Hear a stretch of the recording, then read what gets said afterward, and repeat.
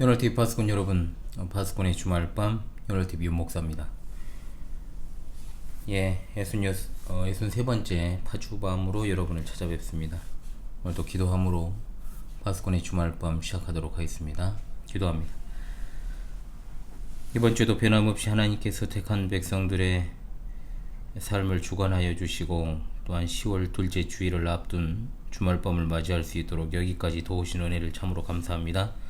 오직 하나님의 은혜로 살아가는 하나님의 백성으로서 절대로 흔들리지 않고, 여러모로 어려운 상황과 환경 속에서도 속히 일어나 하나님을 경외하는 거룩한 백성으로서의 자세를 견지하기 원합니다.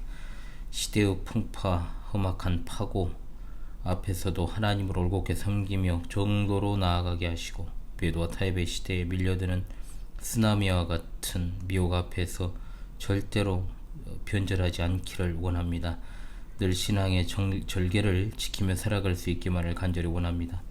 하나님께서 주시는 은혜를 의지하며 살아가는 하나님의 백성들을 항상 기억해 주시기를 원하옵고, 일상에서 하나님을 의지하고 하나님 말씀 따라가는 삶이야말로 어리석은 자들이 득세하는 세상에서 넉넉히 승리하는 비결임을 믿으며 성령으로 충만하게 살아가게 도와주옵소서. 나훔 선지자를 통해 주신 하나님의 말씀을 통해 이 시대와 삶에 필요한 분별력을 갖추기를 원합니다. 성령께서 이 시간도 풍성한 조명하심으로 전하는 자나 듣는 자 모두에게 은혜가 넘치게 인도하여 주옵소서. 험악한 시대에도 하나님 말씀 따라 변치 않는 믿음으로 흔들리지 않게 하시고, 굳건하게 서서 주님께서 교회의 기초로 세우신 사도들의 말로나 편지로 가르침받은 신앙의 전통을 굳건하게 지켜나가는 진리의 파수꾼이자 증인으로 견고히 서게 도와주시옵소서. 우리 주 예수 그리스도의 이름으로 기도합니다. 아멘.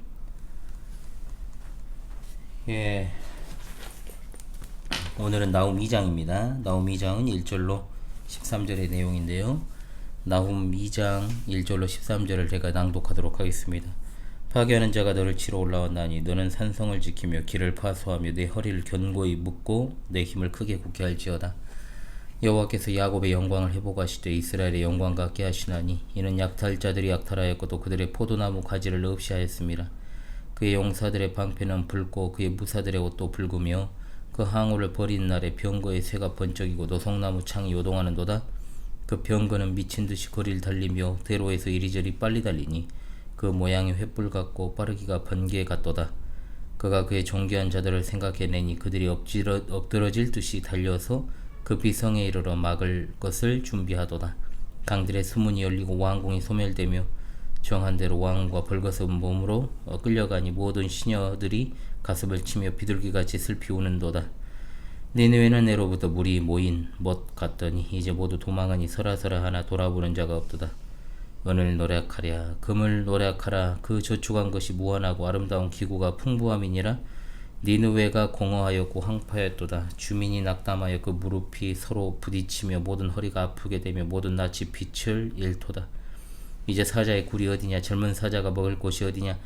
전에는 스사자 암사자가 그 새끼 사자와 함께 거기서 다니되 그것들을 두렵게 할 자가 없었으며, 스사자가 그 새끼를 위하여 먹이를 충분히 찢고 그 암사자들을 위하여 움켜 사냥한 것으로 그 굴을 채웠고 찢은 것으로 그 구멍을 채웠었도다.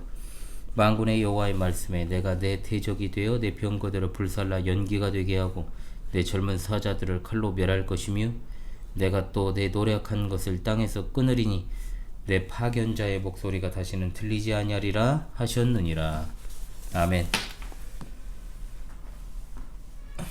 오늘 성경 본문을 통해 알 수 있습니다만은 나훔 2장은 니느웨의 멸망을 사실적으로 예언하는 부분이라고 할 수 있습니다. 니느웨를 방어하려고 사투를 벌이는 모습, 그러나 성이 함락되고 왕후를 비롯한 귀인들이 포로로 끌려가고 모든 보물을 약탈당하는 모습을 그립니다. 니느웨 멸망 원인이 이스라엘의 영광을 회복시키려는 하나님의 보응전쟁이다 라는 사실을 알게 되는 거죠. 본문을 먼저 살피게 되면, 개요를 보면 나훔 2장은 1, 2절에서는 하나님의 그 니느웨 멸망 예고, 그리고 그들에게 스스로 방어하라고 하십니다. 그리고 그들의 멸망은 하나님이 아시리아에 의해 파괴된 이스라엘의 영광을 회복시키기 위한 전쟁의 결과다라고 하시죠. 3절로 13절로 가게 되면 먼저 3절로 5절에서 아시리아 왕의 전투 준비, 그리고 군인들이 무기를 가지고 미친 듯이 모여들어 왕족들을 보호하려고 왕궁 방어를 준비하는 모습을 그립니다. 그리고 6절로 10절에서 니느웨가 패망하고 약탈당하는 모습을 그립니다. 아시리아 군의 노력에도 왕족들이 끌려가고 은금과 재물을 약탈당하며 황폐하게 변해버리는 모습.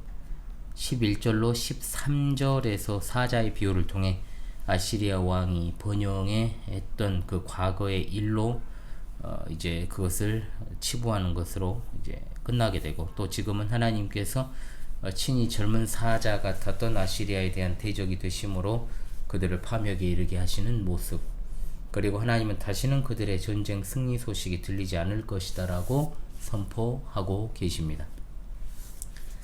자, 1, 2절의 내용은 니느웨 최후의 전쟁과 이스라엘의 회복에 대한 내용이 되겠습니다.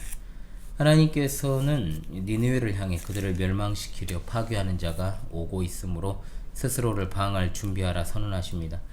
하나님이 그들을 멸망시키는 이유가 뭡니까? 이들이 약탈하고 초토화시킨 이스라엘의 영광을 회복시키는 것이다 라고 하는 겁니다. 1, 2절은 3절로 13절 전체에 대한 요약이다 라고 볼 수 있는 내용입니다. 자, 1절을 보죠. 흩어버리는 자와 방어 준비 기회입니다.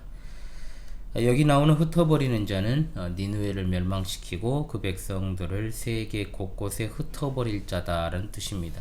그가 온다는 말과 함께 하나님은 니느웨에게 방어 준비를 하라고 말합니다.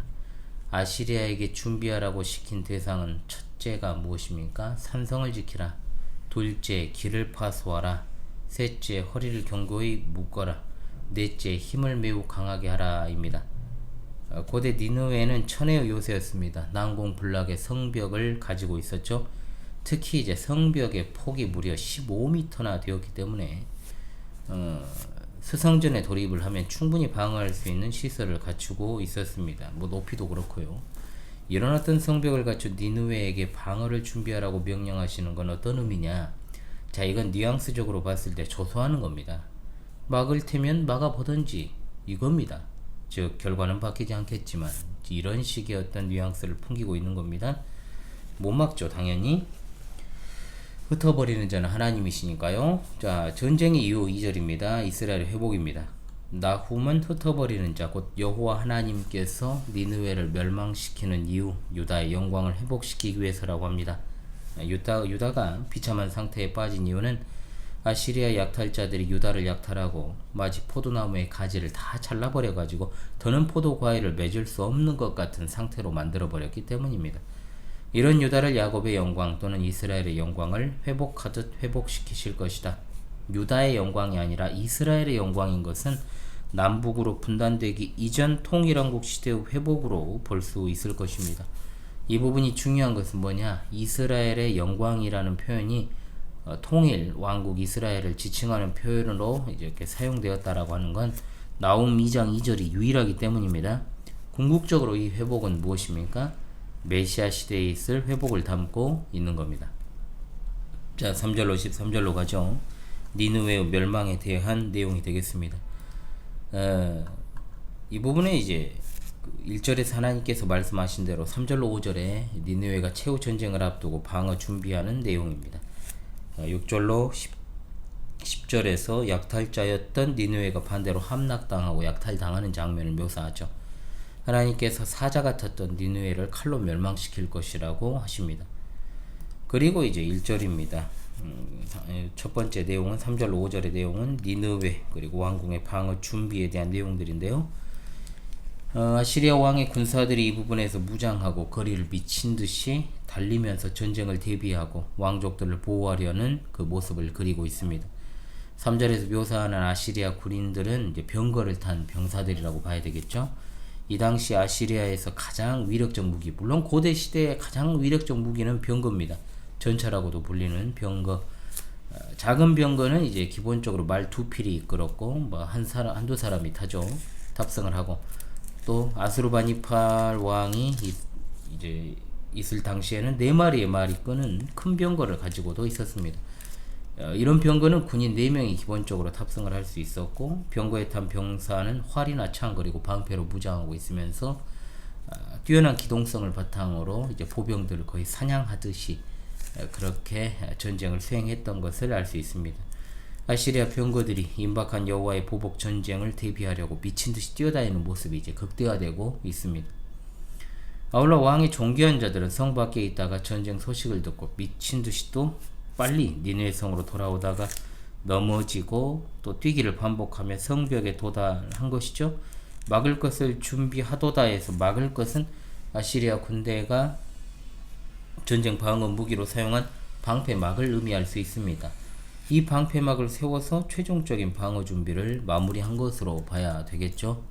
자, 그리고 이제 6절로 10절의 내용입니다. 니느웨 멸망과 약탈에 대한 내용입니다. 이 부분에서 니느웨 멸망이 묘사됩니다. 수문이 열려서 니느웨가 공격당하는 장면을 묘사하는데, 이 니느웨 성에 이제 성문이 15개가 있었는데 상대적으로 취약한 성문을 공략해가지고 문을 열고 공격한 것으로 보입니다. 왕국이 소멸된다는 말은 녹아내리거나 뒤흔드는 상태를 묘사하고 심리적으로 이제 마음이 녹는 것을 뜻하죠. 6절에서 왕궁은 갑작스러운 홍수에 의해 녹아내리는 것이거나 또는 밀물처럼 밀려오는 적군들에게 이제 함락되는 걸 은유적으로 표현한 것이다. 이제 후자로 보는 게 맞겠죠. 왕후가 벌거벗은 몸으로 끌려간다고 했는데 원문에는 왕후라는 말이 없습니다. 이어지는 문장 모든 여종 시녀들이 나오잖아요. 이래서 주어를 이제 왕으로 유추한 의역이에요.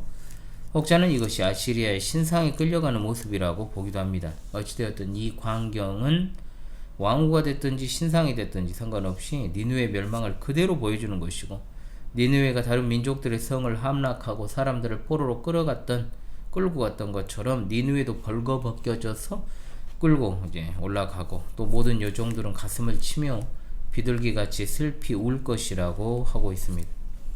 8절은 니느웨 사람들이 흩어지는 상황을 묘사하죠. 니느웨는 원래 물이 모인 못같이 사람들이 모여드는 도시였다는 겁니다. 그런데 이제는 모두 흩어져 달아나야 되는 도시, 탈출해야 되는 도시가 되었다는 거죠. 설하설하 하나 돌아보는 자가 없도다. 사람들이 자기 목숨을 부지하고자 가족이라 하면 이제 아이나 노약자들을 가리키겠죠. 그런데 뒤에서 불러도 미친듯이 달아나는 장면을 묘사하고 있다는 겁니다. 참 얼마나 끔찍한 광경입니까? 9절은 공격자들에게 은과 금을 약탈하고 창고에 쌓인 보물과 귀중한 도구들을 모두 탈취하라고 합니다. 1절에서는 방하라고 명령을 했는데 9절에서는 약탈하라고 명령하십니다. 아시리아의 보물들이 다 어디서 왔겠습니까? 메소포타미아, 레바논, 이집트 원정을 통해서 정복하고 약탈한 물건들이고, 그 양은 이제 상상을 초월했을 것입니다. 그야말로 아비규환의 상황을 그대로 보여주고 니느웨가 텅 비고 황량하게 변한 모습을 강조하고 있습니다. 자, 그리고 이제 11절로 마지막 13절의 내용은 이제 사자 비유 그리고 니느웨 멸망을 선포하는 내용입니다. 2장 마지막 부분에서 니느웨 멸망을 이제 젊은 사자에 비유를 하죠. 사자는 아시리아 왕실에서 아주 익숙한 동물로 비춰집니다. 니느웨에서 출토된 벽화에 아시리아 왕이 사자를 사냥하는 그림이 그려져 있고요. 그리고 아시리아 자체가 사자처럼 이제 메소포타미아 왕의 제왕적 존재였고 포악하고 잔혹한 이로 참으로 유명했던 게 이제 고대 아시리아죠. 11절은 사자의 굴과 초장이 어디 있느냐 묻고 있습니다. 당연히 없습니다. 어느 누구도 위협할 수 없던 아시리아의 수도 초롱성 니느웨였습니다. 12절은 사자가 먹이를 사냥하고 배불리 먹고 탐욕 때문에 그 먹이를 굴에 가득 채우는 것으로 아시리아의 과거를 비유로 이제 설명을 합니다. 아시리아 왕과 그의 군대는 메소포타미아와 이집트에 이르는 광범위한 지역을 정복하고 사라져버온 포로들과 자신들의 용맹을 과시하려고 목베어온 사람들의 머리를 니느웨에 가득 채웠습니다. 그런데 그런 니느웨가 이제 존재하지 않게 되었다는 거죠. 그 이유는 뭐냐? 여호와 하나님께서 말씀하신 것처럼 하나님께서 직접 니느웨의 대적이 되어 그들의 병거들을 불살라 연기가 되게 하며 사자처럼 용맹한 그들의 용사들을 멸할 것이기 때문입니다. 이걸 강조하기 위해 나홈에서 처음으로 만군의 여호와의 말씀이라 네옴 야훼 체바우트라는 말이 사용되었습니다. 하나님은 칼이 그들의 어린 사자를 먹어 치울 것이라고 하셨는데, 이것은 뭐냐? 하나님께서 아시리아 왕의 자식들을 제거하셔서 역사 속에 아시리아 왕조를 아예 사라지게 하겠다. 그리고 그들의 약탈물들을 땅에서 제거하고 전쟁의 승전보를 알리던 전령들의 목소리가 다시 들리지 않게 하겠다라고 말씀하십니다. 그들의 비참한 멸망을 분명하게 묘사하고 있죠. 자, 오늘도 이 말씀을 우리에게 주신 말씀으로 받아 교훈을 받고 적용하며 순종하는 은혜가 있기를 원합니다. 우리에게 주신 말씀으로 받아야 되겠죠. 첫째로, 자기 백성을 대적하는 자들에게 반드시 보복하시는 하나님이시란 사실을 잊지 맙시다. 자, 2절은 이 전쟁의 이유를 말씀하잖아요. 하나님께서 니느웨를 멸망시킨 이유가 뭐라고요? 유다의 영광을 회복시키기 위함이다. 아시리아가 유다를 약탈하고 포도나무 가지를 모두 잘라버려 더는 포도 열매를 맺을 수 없는 것 같은 상태로 만들었다 했지 않습니까? 이미 북왕국 이스라엘은 아시리아에 의해 멸망을 했고 남유다 역시 모든 영광을 잃고 고사 직전의 위기에 처해 있었습니다. 이 하나님께서 아시리아를 심판하심으로 자기 백성을 이스라엘의 영광을 회복시키고자 하신 거죠. 하나님께서 자신의 백성을 향해 선악과를 행한 모든 것을 자신에게 행한 것과 동일시하고 계십니다. 결국 하나님의 백성을 핍박하는 자는 하나님의 심판을 피할 길이 없게 됩니다. 오늘 우리가 살아가는 시대는 교회가 저물어가는 시대입니다. 참된 교회가 전방위적으로 내외적으로 핍박받고 고통당하고 주님께 신실한 목회자들은 생존을 위협받고 지금 이 시간도 고통당하고 있습니다. 참된 교회의 고통은 다른 것으로 인한 게 아니라 무엇보다 진리를 소화하는 데서 오는 고통인 줄로 압니다. 우리의 전쟁은 혈과 육의 싸움이 아니고 영적인 전쟁이며 지상교회는 전투교회라는 것에서 알 수 있듯 참으로 격렬한 전장터라고 할 수 있습니다. 진리를 위협하고 아울러 하나님이 존재하지 않으신다고 하는 참람한 무신론적 사상들을 사람들에게 주입하고 또 교회가 가진 절대적인 진리를 파괴하려는 시도를 끊임없이 하고 있습니다. 오직 성경에 입각한 우리 신앙의 근본을 무너뜨리려고 교회 내에 심어놓은 가라지들이 준동을 하고 있고 각종 인본주의적 사상과 가치관들이 들어와 송두리째 그 뿌리를 뽑으려고 하는 이들이 넘칩니다.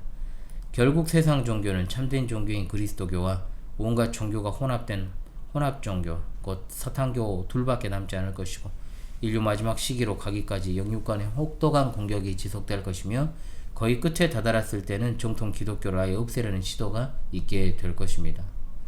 그들이 발악하면 그들의 멸망이 가까웠기 때문이요. 우리에게는 구원의 궁극적인 완성이 다가오고 있음을 확신할 수 있습니다. 어떤 시련이나 어려움이 닥칠지라도 우리가 하나님으로부터 받은 바 은혜로운 약속과 축복이 우리 삶의 현장에서 이루어지고 있음을 보다 선명하게 발견하게 되는 계기가 됩니다. 하나님께서 친히 참된 교회를 대적하는 세력들에게 보복하신다는 것보다 더 큰 소망이 없습니다. 교회는 승리합니다. 끝까지 우리가 가진 진리를 붙잡고 타협하지 않고 용기를 잃지 않으며 교회와 우리 신앙을 수호하며 살아갈 수 있기를 원합니다. 하나님이 이미 승리한 전쟁에서 우리가 작은 전투로 인해 절망과 좌절에 빠져서는 안됩니다. 요한계시록 18장 20절 말씀, 하늘과 성도들과 사도들과 선지자들아 그로 말미암아 즐거워하라. 하나님이 너희를 위하여 그에게 심판을 행하셨음이라 하더라. 아멘. 둘째로, 하나님의 심판 앞에서 재물은 무익하고 무가치한 것입니다. 8절에 니느웨의 위상을 보여주는 말씀이 나오잖아요. 니느웨는 예로부터 물이 모인 못 같더니 라는 말은 니느웨가 처음 건축된 때로부터 물이 연못으로 모여들듯 사람이 모여드는 도시였다는 겁니다. 그야말로 엄청나게 큰 국제적인 도시였고 가장 발달한 도시였죠. 고대에서. 오늘날도 사람들은 대도시로 다 몰려들잖아요. 특히 우리나라 역시 수도권에만 인구의 반 이상이 몰려 있습니다. 그런데 하나님이 니느웨를 심판하시니 반대로 사람들은 흩어져 달아나기 바쁩니다. 과거의 영광을 상실하고 완전히 황폐하게 될 것임을 보여주고 있죠. 물이 모인 못이라는 말은 물질적으로도 아주 풍요로웠음을 의미하는 겁니다. 니느웨는 여러 해외 연정을 통해서 쌓아놓은 재물이 참으로 넘쳐 흘렀습니다. 수단과 방법을 가리지 않고 다른 나라를 침략하고 잔인하게 학살을 일삼았고 거짓과 포악과 탈취하는 일에 여념이 없던 민족. 그들은 재물만 있으면 모든 것이 가능하리라 여기고 재물을 모으는 데 혈안이 되어 있었습니다. 그러나 그 하나님의 심판이 이르러서 그 재물들은 아무런 역할을 하지 못합니다. 오히려 그것은 그들의 포악과 탐욕과 죄악의 증거로 드러났을 뿐인 거죠. 그리고 그 재물은 또한 적들에 의해서 약탈당합니다. 그 많은 재물이 그들을 심판날에 구원하지 못한 거예요. 육적인 생명을 구하는 일에도 재물이 역할을 하지 못하는데 영혼은 어떻겠습니까? 그런데도 사람들은 이와 같은 재물이 자기를 구원할 것처럼 살아가요. 가난한 자들은 그들이 가진 기본적인 결핍으로 인하여 늘 굶주려 있고 재물에 목을 맵니다. 가진 자들은 더 많이 갖기 위한 노력들을 취합니다. 돈이 인생의 전부는 아니지만 그래도 없는 것보다 낫다고 하면서 그렇게 돈의 노예가 되어 살아가는 겁니다. 교회 안은 어떻습니까? 그야말로 예수 그리스도로 인하여 죄악의 빚을 탕감받은 그리스도인들이 절대로 재물에 집착하는 일이 없어야 됩니다. 교회로서 살아간다고 하면서도 입만 열면 돈 거리는 사람은 많이 가졌든 적게 가졌든 그 자체로 하나님을 섬기는 것이 아니라 돈을 섬기는 사람입니다. 분명 성경에는 하나님과 돈을 동시에 섬기는 것이 불가능하다 말씀합니다. 하나님과 돈은 서로 반대편에 있고 돈을 섬기게 되면 하나님이 반대편에 계시게 됩니다. 하나님과 돈을 같은 편에 두고 섬기는 것은 불가능합니다. 그런데 교회 안에는 자기 목적을 이루기 위해 합리화를 꾀하는 어리석은 자들이 있습니다. 돈을 매개로 이 세상에서 자기 목적을 달성하려고 하거나 종교적 문제를 해결하려는 자들이죠. 주님의 능력을 멸시하는 행위에 해당하는 것입니다. 적어도 여러분이나 여러분의 자녀들의 꿈이 부자 같은 것이 되어서는 안 됩니다. 부하게 되는 것이 꿈이 되어서는 안 돼요. 그것은 어리석은 일이요. 돈을 사랑함이 일만하게 뿌리라고 하신 말씀의 정면으로 위배되는 일입니다. 돈을 사랑하지 않고 돈을 많이 버는 길은 없습니다. 절대 없습니다. 돈, 즉 물질이라 함은 그야말로 우리 인생을 안정적으로 살아가게 하기 위한 방편으로 예비되는 것 정도로 충분합니다.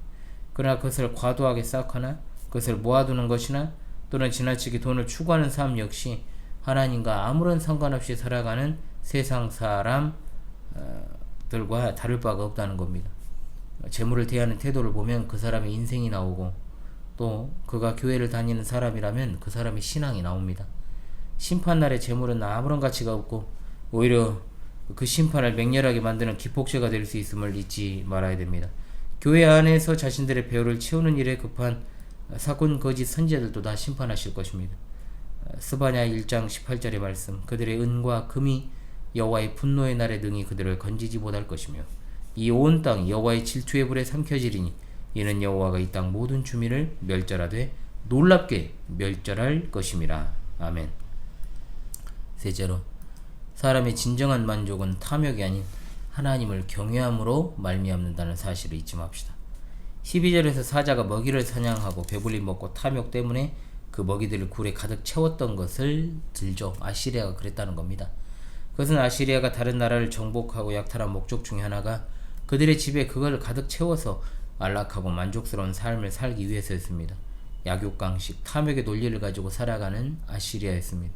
하나님 보시기에 탐욕을 따라 행하는 야수와 같은 존재였다는 거죠. 하나님 보시기에 그랬다는 거예요. 자, 동물의 세계에서 육식동물이 초식동물을 사냥해서 배를 채우는 건 하나님께서 그들에게 부여하신 본능입니다.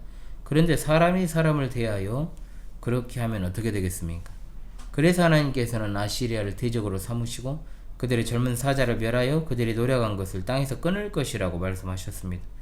즉 탐욕을 쫓아서 자기들보다 약한 나라를 짓밟고 찢어 노력한 것으로 만족을 누리고자 한 아시리아 사람들로 하여금 그 얻은 것을 누리지 못할 것이라고 하신 겁니다. 탐욕을 추구하다가 어느 정도의 부를 이루고 어느 정도 위치에 올라선다 해도 참된 만족을 누릴 수 없습니다. 그 모든 것이 결국 하나님의 심판의 대상이 되게 하기 때문에 그로 인한 공고함과 고통 속에 살아갈 수밖에 없는 겁니다. 얼마나 더 채워줘야 얼마나 더 올라가야 이로부터 해방될 수 있습니까? 분명한 건 그것으로는 절대로 참 만족을 누릴 수 없다는 거죠. 사람이 참된 만족을 누릴 수 있는 비결은 바로 하나님을 경외하는 것입니다. 시편 34편 9절로 10절입니다. 너희 성도들아 여호와를 경외하라. 그를 경외하는 자에게는 부족함이 없도다. 젊은 사자는 궁핍하여 줄일지라도 여호와를 찾는 자는 모든 좋은 것이 부족함이 없으리로다. 아멘. 부족함이 없다는 건 단지 궁핍하지 않다는 말이 아니라 모든 것이 충족하게 채워져 넘치는 삶, 형통한 삶을 살아간다는 뜻입니다. 만족스러운 삶을 위해 어떤 조건을 달지 않으시고 그야말로 여호와를 경외하는 것을 말씀하고 계십니다. 만족과 형통을 위해 사람이 추구하는 거 허탄할 때가 많죠. 얼마만큼 채워져야 하는 겁니까? 모든 것이 채워지면 그러면 되는 것입니까? 우리가 가져야 될 것은 거룩한 욕망입니다. 거룩한 소욕, 성령의 소욕이라고 불리는 바로 이것입니다.